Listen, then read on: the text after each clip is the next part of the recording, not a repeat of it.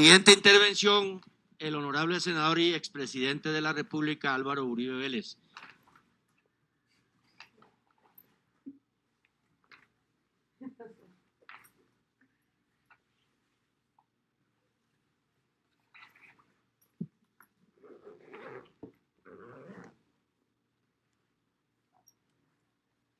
Señor presidente, senador Lidio García Turbay, señor primer vicepresidente, senador Honorio Enríquez, muchas gracias por permitirme llevar este espacio en nombre del Centro Democrático. Señor segundo vicepresidente, senador Alexander López, señor alcalde de Paipa, Yamid Hurtado, muy distinguidas ministras del Interior, Nancy Patricia Gutiérrez, de Cultura, Carmen Vázquez, senadoras, colegas, senadores, señor secretario y subsecretario del Senado, muy respetados integrantes de nuestras Fuerzas Armadas que nos acompañan, muy distinguidos compatriotas que acuden a este acto. En estos 200 años, un pueblo alegre y laborioso ha construido una gran república, si se tienen en cuenta los avatares de todos los momentos. Una democracia en perfeccionamiento continuo, en medio de un sino transversal de violencia. Apenas había pasado el 20 de julio y desde Tunja salía el ejército de las Provincias Unidas al mando de Camilo Torres Tenorio para enfrentarse en nombre de las ideas federales en la Primera Guerra Civil con el ejército de don Antonio Nariño, de orientación centralista, que salía de Bogotá. Vinieron las guerras anteriores a 1863, Melo, Obando, Mosquera. Todas las ilusiones de la Constitución libertaria federal de 1863 se fueron frustrando. Entre esa fecha y la promulgación de la Constitución de Núñez de 1886, los historiadores registran más de 30 guerras civiles, sumadas las que se dieron al interior de los estados. En mi tierra se recuerda la batalla del Cascá, cuando el ejército liberal fue derrotado por el ejército conservador que llevó a don Pascual Bravo, al general Berrío, a la presidencia de aquel estado. Vino la guerra de los 1000 días. El general Uribe expresó que esa lucha se daba para reverdecer las libertades. Nos condujo a la pérdida de Panamá. Está registrado en la historia el factor determinante de la política del Gran Garrote, pero todavía falta para examinar lo que fue la doméstica, la política del gran descuido. Cuando se lee el Acta de Independencia de Panamá, se llega a la conclusión que querían independizarse. Ellos mismos dicen que como hermanos, porque habían llegado a la mayoría de edad y se sentían totalmente abandonados de nuestros gobiernos. Cuando aquellos gobiernos no extendían la mirada más allá de la línea que marcaba el principio de la ladera cundinamarquesa.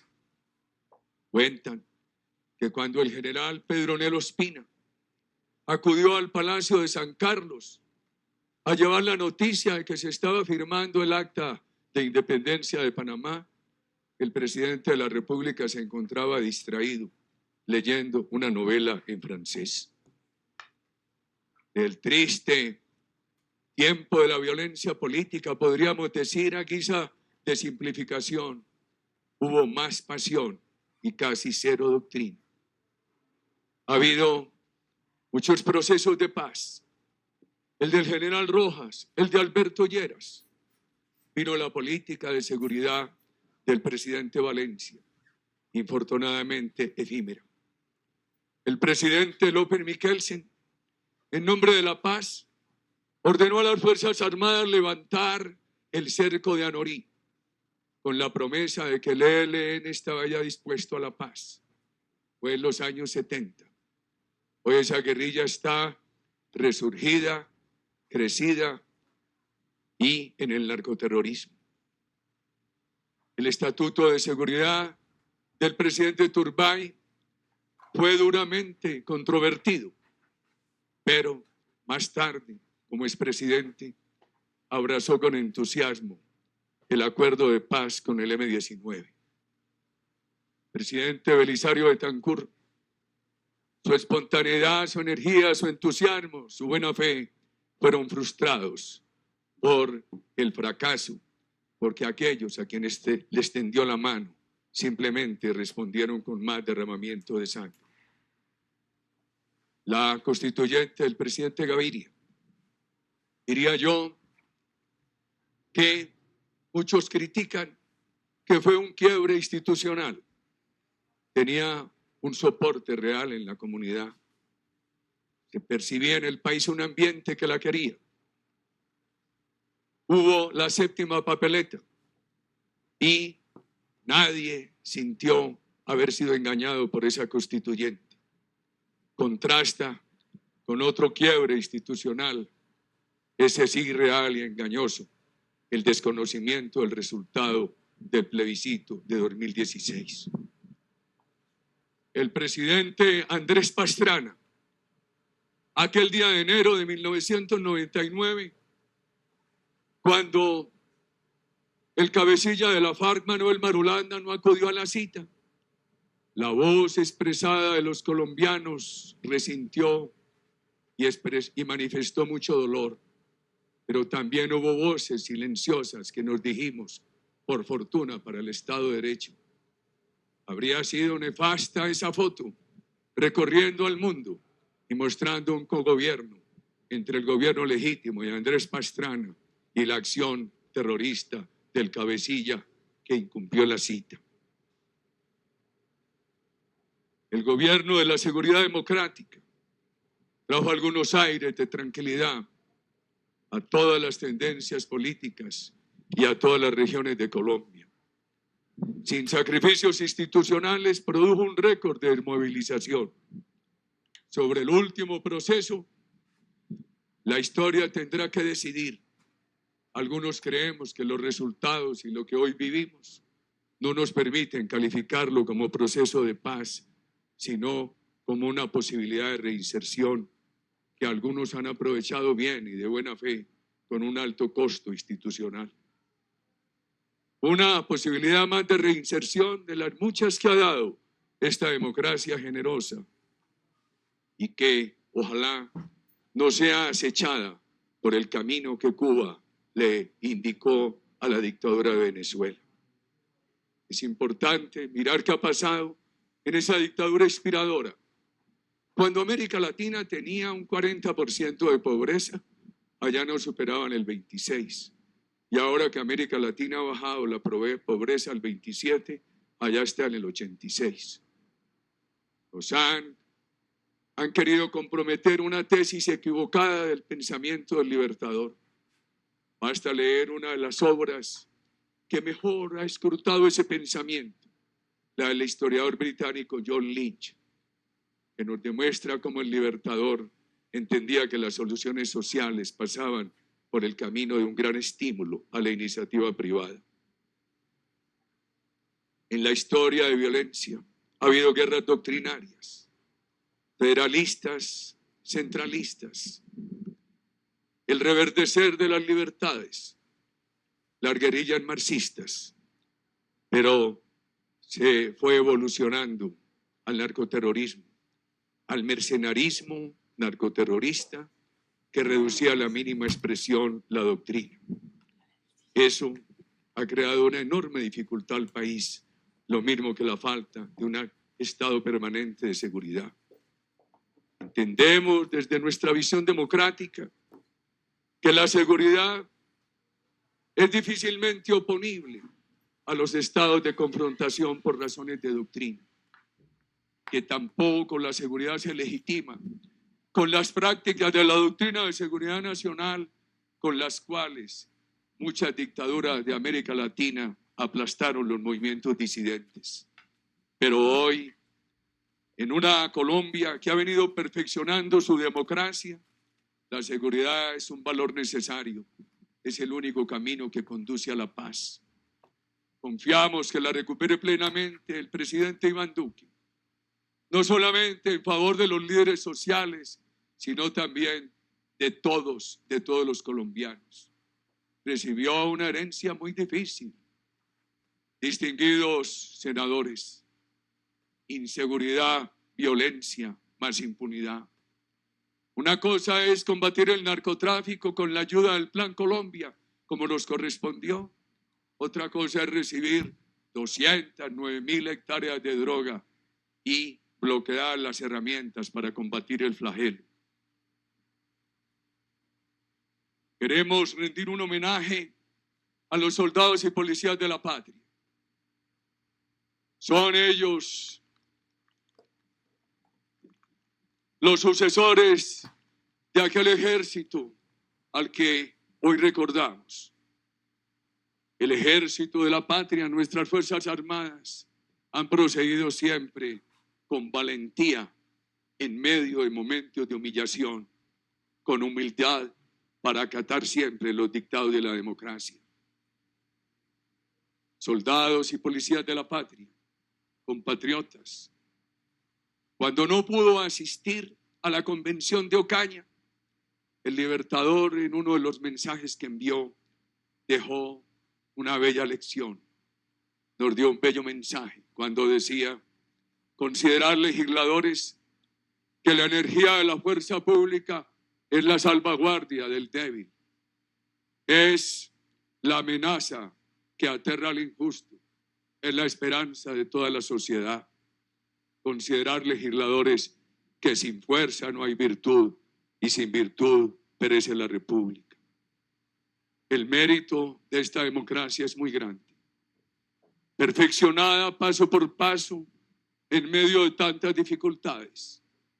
Los mexicanos se ufanan de que tuvieron la menor interrupción democrática en el siglo anterior. Fueron 12 años. Colombia apenas tuvo 4 años de interrupción democrática. Hagamos una mención al triste final de nuestros héroes. O'Higgins, después de haber construido la independencia de Chile con la ayuda del general San Martín, tuvo que terminar expatriado en el Perú. El general San Martín, una vez concluyó el encuentro con el Libertador en Guayaquil, partió raudo, cruzó Lima, fue a Buenos Aires, se embarcó a Europa, regresó apenas en una ocasión y no pudo desembarcar de la nave que lo traía y que quedó atracada en el estuario del Río de la Plata. Murió cerca de París. Artigas, después de haber librado esa gran batalla por la independencia de la República Oriental del Uruguay, fue desterrado al Paraguay.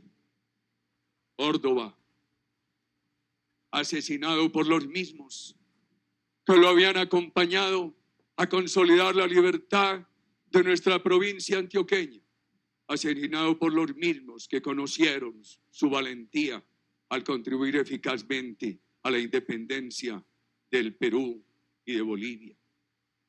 El mariscal Sucre, asesinado en Berruecos, estaba cumpliendo la última misión que le había asignado el Libertador. En aquel 4 de junio de 1830, el mariscal se dirigía al Ecuador. Había pasado por Bogotá. Venía de llevarle un mensaje al general Páez a Caracas para que no se disolviera la Nueva Granada. Y iba en busca de poder convencer de lo mismo al general Juan José Flores, quien presidía Ecuador, y para que lo que hoy es el departamento de Nariño no se trasladara al Ecuador. Al Senado acudió con una crisis débil de la época, seguramente un cáncer en el hígado. Ya en los momentos agónicos, el general Santander, y todos sabemos el final de Bolívar. Las dificultades nuestras son también epopeya histórica. Mientras muchos pedían que el rey de España viniera a gobernar América, el Acta de Independencia de Santa Fe de Antioquia incorporó el principio de la soberanía popular. Se anticiparon 60 años al discurso de Lincoln en Gettysburg, cuando dijo: el poder del pueblo, por el pueblo y para el pueblo. El movimiento comunero en la historia de la humanidad representa un hito formidable para que la soberanía de impuestos la ejerce el pueblo, no el monarca ni el dictador. En el examen del movimiento comunero podríamos decir que ha sido tan importante para la formación del Estado de Derecho como la Carta Magna de Juan Sin Tierra en Inglaterra. El acta primogénita de independencia de Cartagena los declaró libres de todo vasallaje y sumisión, y fue el principio del fin de la Inquisición. Podemos soñar con una nación pluralista, con valores democráticos perdurables. Pero también hay que decirle a los jóvenes que debemos un homenaje a quienes han contribuido a la formación de esta nación. Alberto Lleras. En 1944 nuestro expresidente decía: no se puede inventar una nación sin que tuviera ruinas y cimientos, sin que nuestros padres hubieran vivido, trabajado y sufrido sobre ella. Nuestro homenaje a Pedro Pascasio Martínez, el símbolo de la transparencia. En estos 200 años que corresponden al primer año del gobierno del presidente Iván Duque, Colombia debe percibir que un gobierno del mandatario, de la vicepresidente, de los ministros con total transparencia es el mejor ejemplo para derrotar la corrupción. Un homenaje a la mujer en la mención de Casilda Zafra, aquella heroína que contribuyó a toda la epopeya independentista de Boyacá, a la Colombia indígena, mencionando a Tinjacá, el indígena compañero del Libertador, leal a la causa, amante de la naturaleza.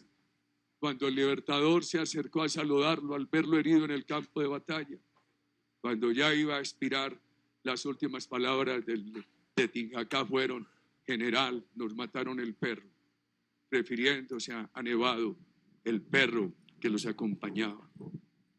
Un homenaje a la Colombia afro, mencionando al almirante Padilla, el héroe de Maracaibo. Que todo ciudadano sea un coronel Rondón para construir, para mejorar esta patria. Queridos ciudadanos, que haya una gran respuesta a Boyacá. Nuestro compañero, el joven senador Ciro Alejandro Ramírez, ha venido trabajando con toda la bancada de Boyacá, con el gobierno, para que se responda bien a Boyacá en este segundo centenario. El 57% de la propiedad campesina tiene falsa tradición. No solamente hay que legalizar la situación escrituraria, sino darles un gran apoyo. Una reflexión para que superemos todavía ese 27% de pobreza, 2 millones de ciudadanos con hambre. La única manera, con valores democráticos, un país seguro, consciente de que la inversión privada, con confianza, es la única fuente para generar los recursos para la política social, y la política social es el único camino para legitimar la inversión privada. Al final, ya en el lecho, en Santa Marta, el Libertador dijo que le tocó la misión del relámpago, rasgar por un instante las tinieblas, fulgurar apenas sobre el abismo y tornar a perderse en el vacío. Si todos, desde nuestras discrepancias, ayudamos a rasgar nubarrones, la patria será mejor. Gracias, señor presidente.